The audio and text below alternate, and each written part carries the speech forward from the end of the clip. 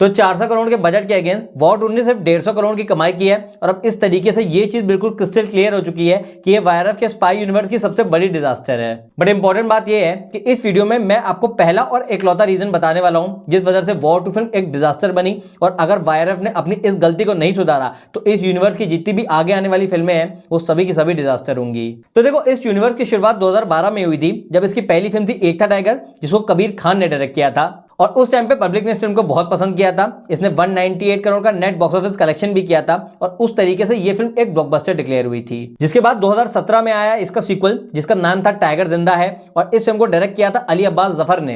But surprisingly Kabir Khan के absence हमको इस फिल्म में बहुत ज्यादा नहीं खली। टाइगर जिंदा है को भी काफी ज्यादा पॉजिटिव रिव्यूज मिले और इसी वजह से इस फिल्म का इंडिया नेट कलेक्शन हुआ 340 करोड़ का। एंड यस, इस फिल्म को भी ब्लॉकबस्टर डिक्लेयर किया गया था। जिसके बाद इस यूनिवर्स की तीसरी फिल्म आई 2019 में जिसका नाम था वॉर, जिसमें हमको ऋतिक रोशन और टाइगर श्रॉफ देखने को मिले थे।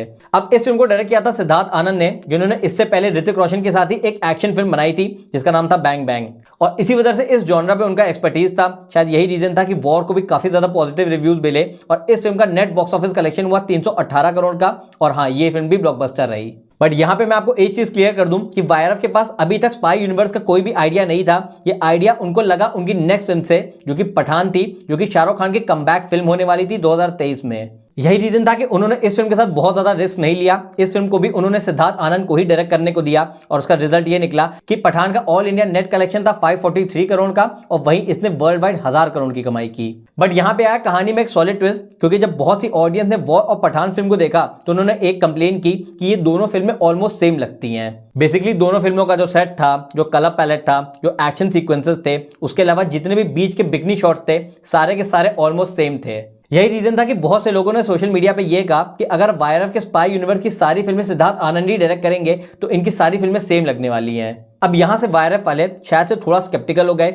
और इसी वजह से उनके यूनिवर्स की जो नेक्स्ट फिल्म थी यानी टाइगर थी, इसको डायरेक्ट करने की जिम्मेदारी उन्होंने दी मनीष शर्मा को। अब सबसे स्ट्रेंज बात यह थी कि मनीष शर्मा ने अपने पूरे करियर में एक भी स्पाई थ्रिलर नहीं बनाई थी। उन्होंने ज्यादातर रोम कॉम बनाई थी जिसमें आती है शुद्ध देसी रोमांस, बैंड बाजा बारात और लेडीज वर्सेस रिकी बहल। इनफैक्ट मनीष शर्मा की एक फिल्म जिसमें थोड़ा बहुत एक्शन था वो थी शाहरुख खान की film Fan. But then again we all know कि फैन एक हिट फिल्म नहीं थी। फिल्म बॉक्स ऑफिस में बहुत बड़ी फ्लॉप हुई थी और उसमें सिर्फ शाहरुख खान की परफॉर्मेंस को ही अप्रिशिएट किया गया था। तो इवेंचुअली टाइगर 3 रिलीज हुई दिवाली 2023 पे। बट अनफॉर्चुनेटली फिल्म का वर्ड ऑफ माउथ बहुत ज्यादा पॉजिटिव नहीं रहा और जहां पठान ने 250 करोड़ के बजट में 500 करोड़ से ऊपर की कमाई की थी, वहीं टाइगर 3 ने 300 करोड़ के बजट में सिर्फ 282 करोड़ की कमाई की। अब इसके बाद वायरस को थोड़ा बहुत झटका तो लगा था, लेकिन उनको लगा कि उनको फिर से कोई नया डायरेक्टर हायर करना चाहिए। तो इसी वजह से उन्होंने अपने यूनिवर्स की नेक्स्ट फिल्म यानी वॉर 2 के लिए अयान मुखर्जी को साइन किया, जिन्होंने इससे पहले ये जवानी है दीवानी, वेकअप सेट और ब्रह्मास्त्र जैसी फिल्में बनाई हैं।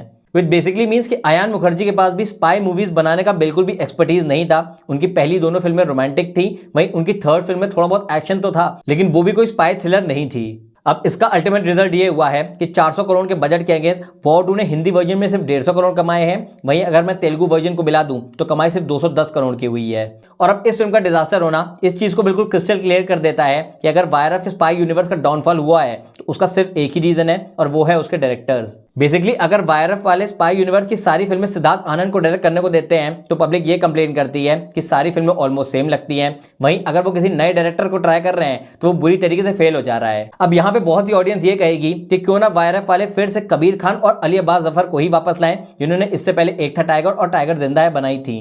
बट यहाँ पे मैं आपको एक चीज और क्लियर कर दूं कि इन दोनों ही डायरेक्टर्स का जो रिसेंट ट्रैक रिकॉर्ड है वो हद से ज्यादा बुरा रहा है। अगर मैं कबीर खान की बात करूं तो पिछली उनकी जो 4-5 फिल्में हैं जिसमें आती है फैंटम, ट्यूबलाइट, 83 और चंदू चैंपियन, ये सारी की सारी फिल्में या तो फ्लॉप या फिर डिजास्टर हैं। लेकिन वही अगर मैं डायरेक्टर अली अब्बास जफर की बात करूं तो उनकी आखिरी ठीक ठाक फिल्म 2019 में आई थी जिसका नाम भारत था। लेकिन इसके बाद उन्होंने एक से एक फ्लॉप फिल्में बनाई हैं, क्योंकि इसके बाद उनकी नेक्स्ट फिल्म थी ब्लडी डैडी, जो कि कोरियन फिल्म का रीमेक थी और वो ओटीटी पे रिलीज होने के बावजूद भी फ्लॉप रही। और वहीं अगर मैं उनकी लास्ट रिलीज की बात करूं तो वो थी बड़े मियां छोटे मियां, जो कि 350 करोड़ के बजट में बनी थी, लेकिन उसके बावजूद भी उसने इंडियन बॉक्स ऑफिस पे सिर्फ 60 करोड़ कमाए और इस तरीके से वो इंडियन सिनेमा की one of the biggest disaster रही। तो बेसिकली आप लॉजिक समझ रहे हो, वायरस के स्पाई यूनिवर्स के जितने भी पुराने डायरेक्टर्स थे वो आज के टाइम पे या तो फ्लॉप या फिर डिजास्टर बना रहे हैं। वहीं अगर वो किसी नए डायरेक्टर को हायर कर रहे हैं जैसे कि मनीष शर्मा या फिर अयान मुखर्जी, तो वो इवेंचुअली इतनी बुरी फिल्में बना रहे हैं कि इन फिल्मों का नाम भी फेलियर की कैटेगरी में आ रहा है और जो उनका बचा कुचा आखिरी रिसोर्स है यानी सिद्धार्थ आनंद, उनकी सारी फिल्में सेम लगती हैं। और अगर कोई पब्लिक या फिर सोशल मीडिया से ये कहता है कि उनको किसी नए डायरेक्टर को हायर करना चाहिए, तो इसमें भी अपने आप में बहुत बड़ा लूपहोल है